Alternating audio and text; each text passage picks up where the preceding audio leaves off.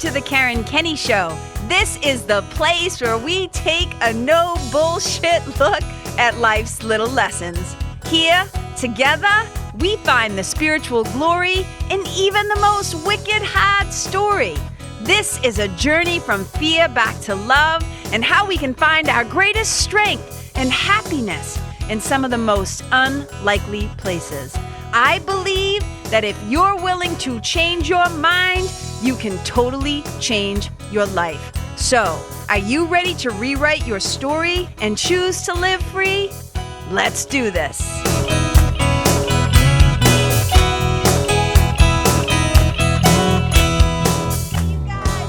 Episode 82 of the Karen Kenney Show. And I'm a little extra excited, not going to lie, because we have entered Libra season. That's right. We are steadily approaching my birthday month. My birthday's coming up, 10-4, good buddy, on October 4th. And I just love birthdays in general, but I like my birthday too.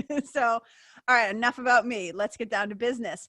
And having said that, that's what today's episode is about. Today's episode is called, and this is what I think I'm going to title it. You gotta be open for business. You got to be open for business. And so let me dive into what I mean by that. We're going to start with a little story, right? Like I would say, like, come sit on KK's lap as she tells you a little story. You guys know me. I'm a storyteller. I love to tell stories. But stories help me kind of get my point across in what I'm trying to share with you, from my heart to your heart. So what do I mean when I say you got to be open for business? Okay. So there was this place, right? There was this place, this business that I used to love to go to.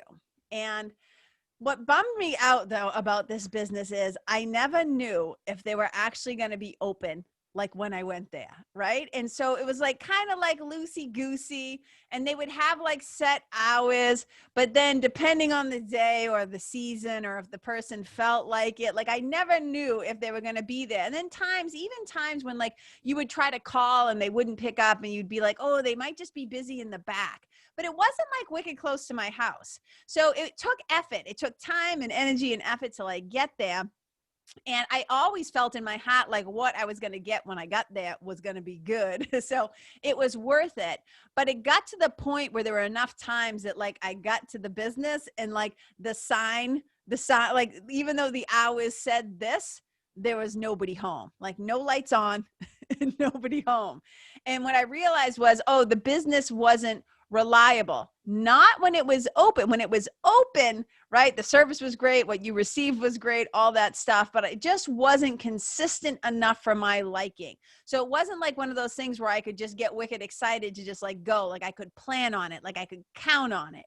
It was wicked inconsistent, which I think as an entrepreneur, if that's how you want to do things, meaning if that's how you are and you're fine with losing sales or having people feel like they can't count on what's written like in the hours or whatever, like who am I to judge? I'm just using it as a story that for me, I like to know that I can count on, right, what is happening, that the place is open for business. And what that means is it can actually receive the flow of goods, materials, energetic exchange, maybe in the form of services or product and money, and also the flow of miracles that's trying to come to it. You know, if somebody gets wicked, if somebody gets wicked excited to come check you out or to bring a friend or, you know, and that's the thing, like I didn't feel like I could even I could say like, hey, go to this place, but you always got to check because you never know if it's actually going to be open. And that's not for me like solid foundation. And I'm actually using the metaphor of a business, but I actually mean this in a spiritual way. So let me break that down for you too. But just kind of hold that idea, like how, like one of the great things is like, one of the interesting things that COVID has done, right, is like, because everything went from like, you know, I have friends who have restaurants who had to shut down completely for a little while. Some were like really reduced to like takeout hours.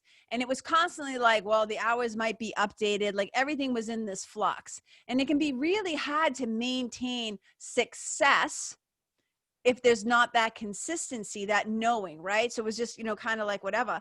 And so now that everything is kind of like in a takeout status, it's like, right? Okay, these hours, this is when they're going to be open. And especially when times in life are extra stressful, we want to know that we can count on things. And I know that things in life aren't guaranteed. And I know that obviously emergencies happen, and the world is extra wicked weird right now. And I'm just saying though, right? So like knowing that we can count on particular things, knowing that there's going to be consistency really has a lot, I think, plays a lot in success. But I think it also plays a lot, not just in our professional lives, but it plays a powerful role in our personal lives and in our spiritual lives. So, imagine that, like you can't just talk to your friends. You can't just talk to your friends about like, oh, like, hey, and I'm going to get to the spiritual part in a second, but you can't really just talk to your friends and say like, oh, I want to open a business. At some point you got to take action, right? Like talk only gets you so far. It's the same thing when people talk about in acts of injustices or acts of tragedy or acts of whatever, where they say like, oh, I'm sending thoughts and prayers. And look at, I know the power of thoughts and prayers, and I'll talk about that a little bit later on. But they're also, if we want to see change, at some point too, action is required, right? And so that's kind of what I'm talking about.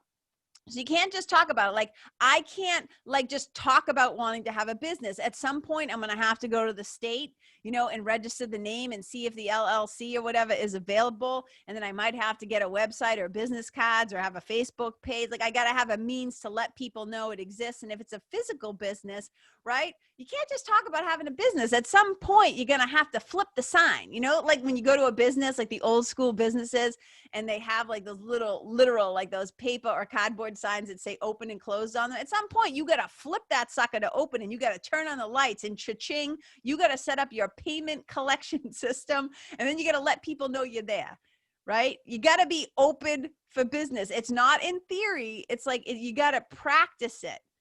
It's like where it says somewhere in the Bible, like faith without works is dead. Yeah, faith is amazing, but faith is often grounded by personal experience. It's not just theory. It's not just up in the head. You got to move from the head to the heart.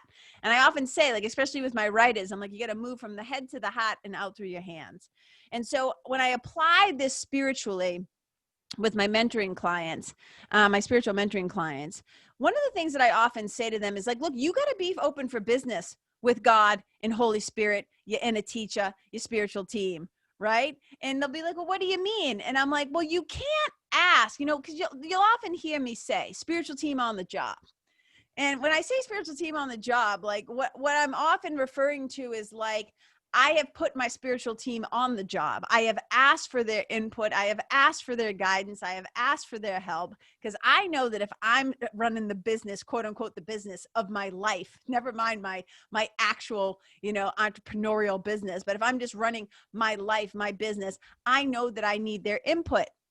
And I need their help, and I need their guidance. And every day in my daily spiritual practices, first thing in the morning before my feet even hit the floor, I have put them in charge, right? There's a beautiful line in the Course in Miracles that says, today I will make no decisions by myself.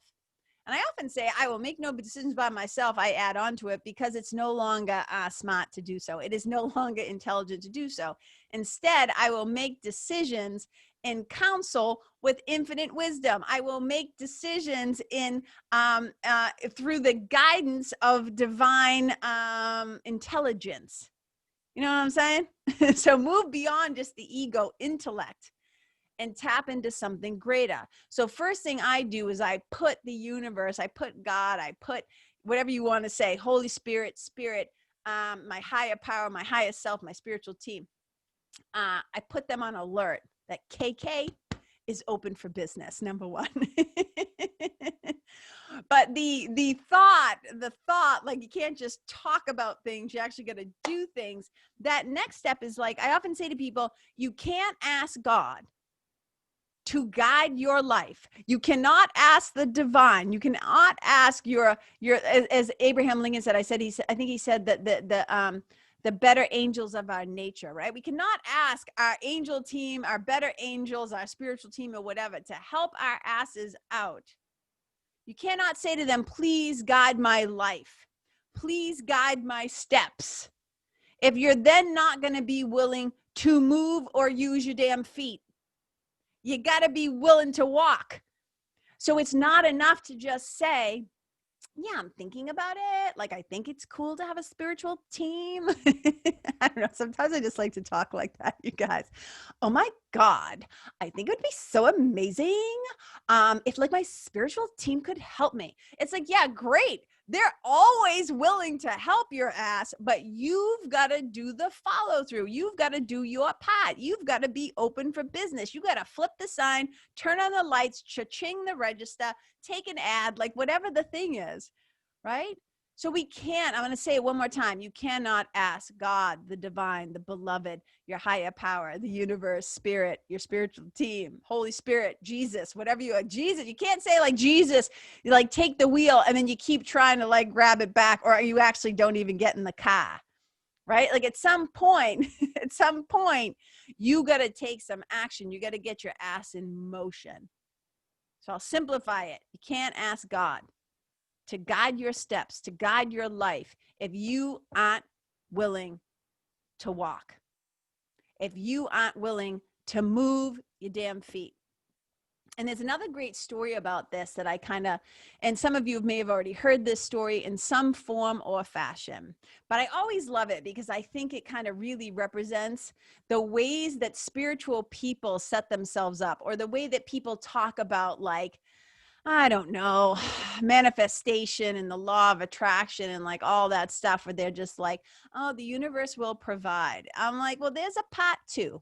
There's a step 2. There's a part B. You know what I'm saying? And so I always like to kind of tell this story. So this town finds out, right, there's a massive flood warning coming, right? And the dam is not prepared. Okay, this is an allegory or a metaphor or whatever you want to call it. It's not, this is not a true story, but it is. It's like truthy truth, but in like story form, right? So they know that this massive flood is coming. Oh, maybe I can use this allegory sometime using Noah and the animals, because I love animals. All right, KK, and we're back. All right, so we know that there's a massive flood coming. So this guy is at his house, and his buddy pulls up in his car. And he's like, he's like laying on the horn. And the guy like comes out onto the porch and he's like, what? And he's like, hey, John, did you see the report? Like the flood's coming. We got to get out of here. And he's like, come on, get in the car. I have room for you. Grab a bag. Like, let's go. And he's like, nah, I prayed to God and I asked for his help. And I believe, you know, he's going to save me. And he's like, dude, no, like the waters are going to be wicked high.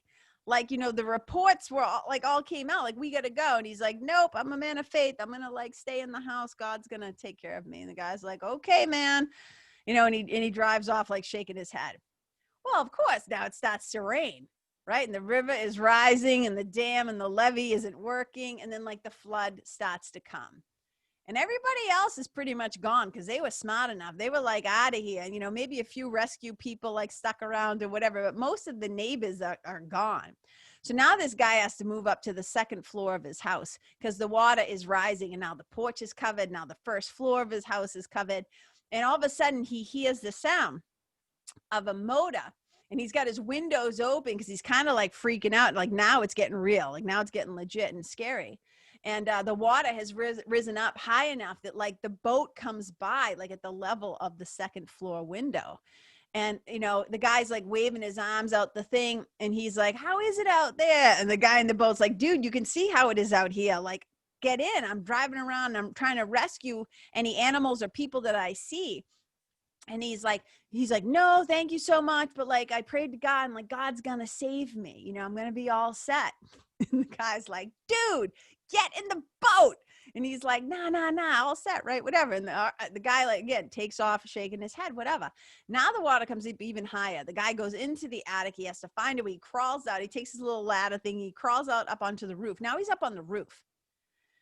And a helicopter comes by. Like, right, they had sent in, like, you know, the troops or whatever. They're trying to help, trying to find any people who are stranded, who are abandoned, who are left behind, whatever. The guy's up on the roof and the helicopter comes and they're like, dude, And he's like, wait, you know, he like waved his arms, like he's waving at him. And they're like, sir, we're going to drop the ladder. Like, get in. And he's like, no, all set. Like God's going to save me. You guys know where the story is going, right? Yeah, no, he doesn't get in the damn helicopter. The thing takes off. The guy drowns and he dies. Then he gets up to the pearly gates, of heaven. And he's like, I'm dead. He let me down, right? God let me down. Like, how could he do this? And he demands to talk to God. Can you imagine doing that? Right? He demands to talk to quote unquote God. So God grants him, right, an audience. And so the guy pulls up and he's like, how could you do this to me? I've been a faithful, whatever, fill in the blank, right? I say my prayers every day. I do my stuff. And I believe in you. And I believed you were going to save me and that you were going to help me. And I prayed. And God's like, whoa, slow your roll, John. He's like, so, you know, first of all, I had the people say over the radio and the TV that the flood was coming. So like I gave you a warning, right? To get prepared, to take care of yourself, to get out of town. But no, you didn't go, you know, and then I sent Jim with his car, and like you wouldn't get in the car. And then I sent the boat and I sent the helicopter. You guys know what I'm saying, right? It's not enough to ask for our life to be guided, to ask for help. We gotta then be willing to move our feet, to take the action, to do the work. The divine is always willing to guide us from the inside out. We have access to these resources always, but you gotta be open for business. You can't just talk about it. You got to be willing to take that inspired action. Now, granted, it can be hard to take inspired action if you don't trust the source. And that's why daily spiritual practices are so powerful, because they start to deepen our relationship to our true self, our source, and spirit. And when we start to have that daily connection, just like you would in any friendship, you know, I know mothers and daughters who talk every day. I know siblings who talk every day. I know best friends who like text each other or talk in some form, like, you know, every day. Sometimes they just send up a little wave, a little hot, a little how you do, right? But like those kind of relationships, when you know you can count on the other person, you can rely on the other person, it is proven through time. And that's how trust develops. And when you have trust, then that just kind of amplifies faith to me, to a whole new level. But for even that relationship to start gaining traction in your life, you got to get some skin in the game. You got to sit your ass down on the daily, right? On a daily basis. And you got to be determined and dedicated and disciplined and devoted. You got to sit down to be open and receptive. So first of all, you're developing the relationship through prayer, right? In A Course in Miracles, we say prayer is the medium of miracles. And I believe this to be true. I believe that prayer is powerful. But prayer is often, it's like, well, I'm not just going to pray that nobody breaks into my house. Sure, I'll pray, and then I'll probably also lock my doors, right? I know a guy down the street, he doesn't lock his doors, never locked his doors in 30 years, but he also sleeps with a gun under his pillow. So I guess like whatever, right? Like I guess people are deciding for themselves. But what I'm saying here is this. It's a lot easier to trust something when you start to have a relationship with it and there's consistency there. Right? I have always felt, maybe I shouldn't say always. I think that it's good to question, right? It's good to question. And I remember like after my mother died, I didn't ask God, why did you do this? But I did ask, why did this happen? Why? Like, why her? Why this? You know, a lot of those why questions, because that's what often happens, right? First, when there's trauma or grief or tragedy or whatever, there's those big why questions, you know. But I'm turning 52, and I'm wicked happy to be back in even numbered years. By the way, I got a thing with even numbers. Little weirdo. It's okay. I'm over here like a little weirdo. But I've had some time to decide, you know, my level of trust. And I always say, like, you know, one of my lifelong practices besides patience, ooh, Lord help me, say a prayer for me around patience, but it's also around trusting people, right? I trust my spiritual team like beyond. I trust my inner teacher and Holy Spirit beyond. I trust Jesus and God and the whole shebang beyond. And it's like, it's people I'm still a little like hesitant about. And that's something that, you know, I've been working on for like a wicked long time. And it's something that, like, part of it, like part of my mind, as I'm even saying it out loud, like I kind of hear that I call it like a word impression. I get like a word impression in my head. And it's like, well, if I trust the divine, I trust my spiritual team, then I don't have to worry about the people. That's what I just heard in my head. So like, okay, amen. Thank you for that. So see, like, this is the beautiful thing about talking about these things, is that I get to receive too. So that's kind of awesome. So, you know, when I go back and I think about that story, always cracks me up, right? The way that we blame God and we blame the divine, we blame other people. And it's like, hey, you know, I sent the boat. And sometimes I'll say to my clients, like, look, I sent the books. I sent the links to the modules. I sent the links to the podcast episode. I sent the links to the Calendly one-to-one appointment. Like, I'm doing my part, right? But when the transportation pulls up in front of your house, you got to be willing to get on board. When the transportation shows up, and whether it's in the form of a car, a helicopter, a friggin' boat, like a book, a teacher, a podcast, a training, a chance to do one-to-one mentoring, when the transportation arrives, you've got to be willing to be open for a business and take action. And so often, I can't tell you how many times people will come to me or, you know, whatever, with a story or their victimization or their suffering. And I'm very clear, like, I know that I can be helpful. I know that this work that I do with them, and it's not about me, right? It's about the space, and call it sacred space, call it holy space, call it safe space where transformation can happen. People have got to be willing to move their feet, right? They got to be willing to get skin in the game. They got to be willing. And what I often find is that, my sweetie and I talk about this often, that there's a lot of talk that happens. There's a lot of quote unquote praying that happens. Please help me. Please help me. Please help me. And then the help shows up. And then it's like, yeah. And what I often, what we, as I was saying, what my sweetie and I talk about is, people say they want to change, but they don't actually want to do the work required that leads to change. And he said it one time to me, and he said, well, they want change without having to give up what they're currently doing. They want change without actually having to do anything differently, without being uncomfortable.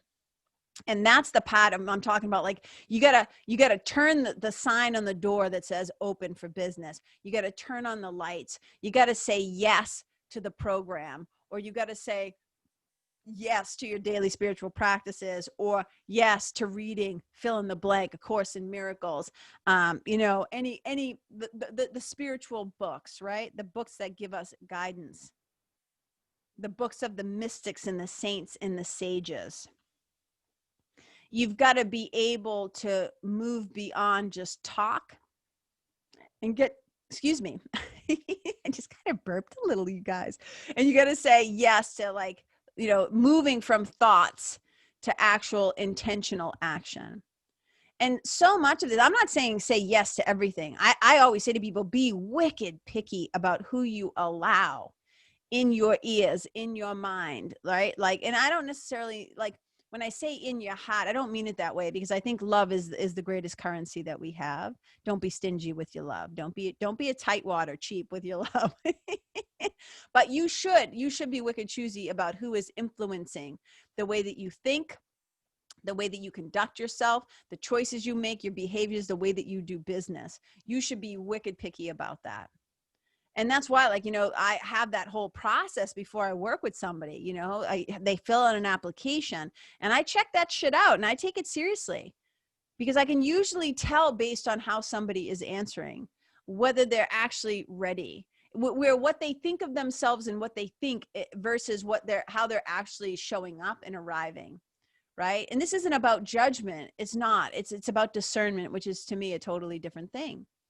Because I don't want to take somebody's money who then isn't going to actually get results because they're not ready for the transportation.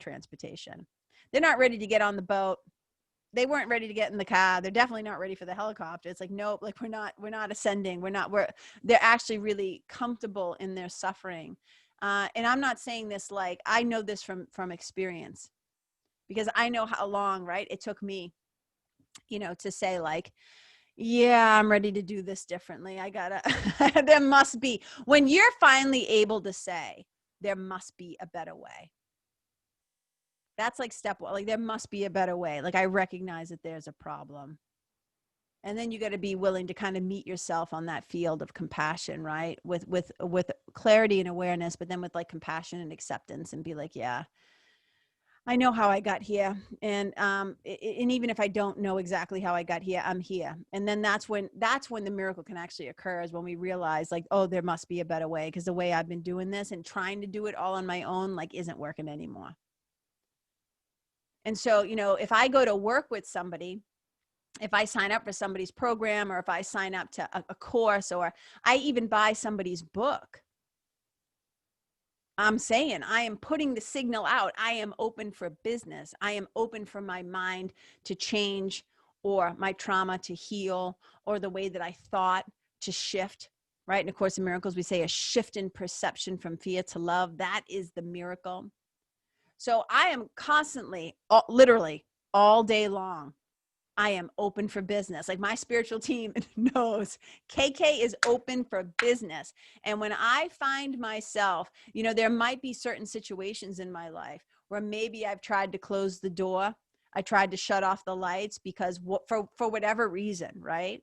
Whether there's a fear there, or, the ego loves to hold a grudge. But I was just telling a client the other night, you can have a grievance or you can have a miracle. Like, you cannot have both. So if I feel tempted to shut the door, to lock down, to say no sales, no business happening right now, right? I've been doing this long enough that I catch myself fairly quickly. And that's the thing. I don't walk around holding grudges. Even people, I say, and I talk about this a lot, especially around the time of my birthday each year. The forgiveness factory is always open in my heart. I don't walk, even if I have relationships in my life where there might be people that I don't speak to anymore, or I don't have like ongoing contact with. I haven't locked them out of my heart. I haven't canceled them in my heart. It just might be that it was time for that relationship to transition. But I don't walk around with malice. I don't walk around wishing anybody suffering or hating on people. That's just not my way. I'm not interested in that. That talk about suffering. Talk about creating your own experience of hell. So that's why, like, I'm really interested in trying to be open for business 24/7. I don't think as a business, like, I'm talking legit I think 24/7 is like, talk about burnout and even hustling. I'm like, when you actually look up what the word hustle means, and especially what it meant to me as somebody in my 50s, when we talked about hustling when we were kids, yeah, you didn't want to be doing that. You didn't want to be a hustler. There was like a cool edge to this idea. Oh, he hustles people, but it's not a good connotation. So it's so fascinating to me being an entrepreneur nowadays, right? So my whole point about this thing about being open for business, I think we also have to have good boundaries, right? Around our time and our energy levels, especially when we're in a world where things are really, really, like I said, it's a wicked, weird world right now. And it's intense. And I've talked to a lot of people who've been saying lately, all kinds of people, my friends who are entrepreneurs, right? Who are just saying like, oh my God, I find myself so tired right now. My friends of color who are navigating this landscape of brutality and injustice. And all the racial inequality and the divides and all the things we're feeling. They're feeling exhausted. And even myself, like this change of seasons, right? I'm a summer person, like full out summer person. When I lived in California, did not miss the seasons. I know that might be sacrilegious as a New England kid to say, but did not miss the seasons. I can do summer 24/7. But here's the one thing that I mean by that. So when I say be open for business, I mean spiritually. I mean mentally, you got to let your mind also be open. Let your heart be open. Be open, be an open conduit to receive. We can't just ask and not be willing to move our feet. And I've heard people say time and time again, like, I'm like, oh, so you prayed or you did law of attraction stuff where you like tried to visualize and manifest and call in like physical things like, you know, like cars and the home of your dream, the fucking job of the person, you know, like your dream partner, all this stuff. And I'm like, but we got to move it beyond just making a request. I always say, like, God is not your fucking errand boy. You know what I mean? Like, it's not like Wendy's when you drive up or whatever place you drive up to the drive-through, like you place your order and you just think like, oh, that's it. It's like, you know, we all have our roles to play. So I always say that the transformation transportation is available to us, but we've got to be open for business. You got to do your part. You can't just talk about it. You get to recap here. You can't just talk about it. You got to turn the sign around. You got to put the lights on, right? Again, you can't ask God to guide your steps and guide your life. You can't ask the divine. I always say, fill in your happy word for God, right? You can't just ask the God of your understanding to guide your life and your steps if you're not willing to move your damn feet. If you're not willing to walk, you got to walk, right? And you got to be open for business because the divine will send you. Right? You will be sent the things that you need, but you've got to be awake and aware enough to like recognize that they're right in front of you. And they don't always come in the packages that we expect. Like sometimes it's like broad day. It's like right there. Like, dude, wake up, become awakened and notice, right? You know, but sometimes it doesn't always come. So in the way that we expect or even want. So we have to be like really like paying attention. You know, I often say to my clients, they'll be like, oh my God, KK, since doing this work with you, I've just noticed like, and they'll say all different kinds of things, whether it's like, I just noticed this or the flow of miracles or like whatever they say. And I'll be like, look, it's not like your spiritual team all of a sudden got better at their jobs. It's that you're paying better attention. You are now open for business. You hung the shingle that said open. The light, like the neon lights are flashing. Open, right? Because that's the only way we can actually be helped. So I hope that this podcast in some way arrives in your life, however it arrives, right? As a little bit of transformation, transportation. And I hope you get on the bus, people. I hope you get on the bus with KK and friends. So thank you so much for listening.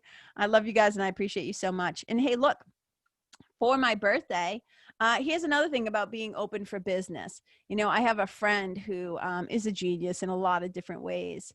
And she was asking me about like, you know, what I'm offering right now, like in my business. And I'm just transparent. So I just tell you guys, I got nothing to hide. And I was like, well, you know, I do one-to-one mentoring. And then I also have this little Course in Miracles mini course thing that I do. And then I also have my monthly ongoing spiritual membership called The Nest. And she's like, well, when's the last time you actually told, call it your list or your people or on social media, like that you put it out there that you're like accepting new clients, like you actually, you know, made a pretty bold, like, you know, effort to be open for business in that way. And I had to go back and look through all my newsletters and I was like, ooh, it's been like 2 years. It's been like since 2018, since I really did a push for one-to-one mentoring. The membership I just opened up at the end of May. So that I did, but even that I only did it for like a week. But it's been a while since I've really did an intentional call to action. So I'm just perk up your ears. So I think next week's podcast or whatever, maybe I'll talk about it a little bit more, but I'm going to be opening some things up. I'm going to be opening up intentionally, purposefully. I'm going to be letting you guys know. So just stay tuned for that. I'm actually going to be like opening the doors for business. So for some one-to-one spiritual mentoring, which I'm wicked excited about. And if you want to know about that, here's the thing. If you want to know what's going on in my world, like in terms of like, sometimes I have really incredible interviews for the podcast coming up. Sometimes you want to know first, like when I have a workshop or a retreat or an opening in my like whatever. If you want to stay in touch and you want to know what's happening, I always love staying in touch with you guys. You just got to go online. You go to my website. Here's what you got to do. You type in, right? Karen Kenney, Kenney, KarenKenney.com/freebie. F-I, that's an I, like Robert. F-I-E-E-B-I-E, freebie. KarenKenney.com/freebie. And you get on my list, and then you will be in the know. Because I know I have something coming up in December that I'm going to be doing. I know that I have some fun guests coming up on the show. I'm going to be opening up, like I said, some spots to work intimately one-to-one in mentoring, etc. So come and join the list. Join the Fearless Flow family, people. I'd love to have you. It'd be amazing. Yeah, just have an amazing rest of your week. Thank you so much for listening. I never, ever, ever take it for granted. I know how busy life is right now, especially with like, so many parents trying to figure out how to like work from home, and some of you teach from home, and people trying to figure out next steps, and just the whole world trying to figure out next steps, right? Especially with the election and stuff coming up in November. So just know, you guys, you are not alone. You are not alone. The divine is always there. There's a beautiful line in A Course in Miracles that says, I placed my angels all around you. He has placed his angels all around you, for he would not leave you comfortless. And I really believe that. You got to be open for business, though. You got to let them know, hey, please have me go where you would have me go. Have me do what you would have me do. Have me say what you would have me say, and to whom. And whatever your version of that is, right? Asking for help, getting quiet enough to receive the guidance, and then having the courage to actually take the inspired action. So wherever this journey might take you, right? The people, the places, the pets, the animals, the environment, whoever you come upon, whoever you interact with, may you leave the people, the place, and the beings better than how you found it. Wherever you go, may you be a blessing. Bye. Hey, you guys, thank you so much for tuning in to this episode of the Karen Kenney Show. I super duper appreciate your time, friendship, and support. And look, if something that I shared from my heart today somehow landed in yours, I'd love to hear about it. So please tag me on Facebook or Instagram or IG stories or wherever the cool kids are hanging out these days, and let me know what your favorite part was or what you found most helpful. You can find me over at Karen Kenney Live. That's Karen, KenneYlive.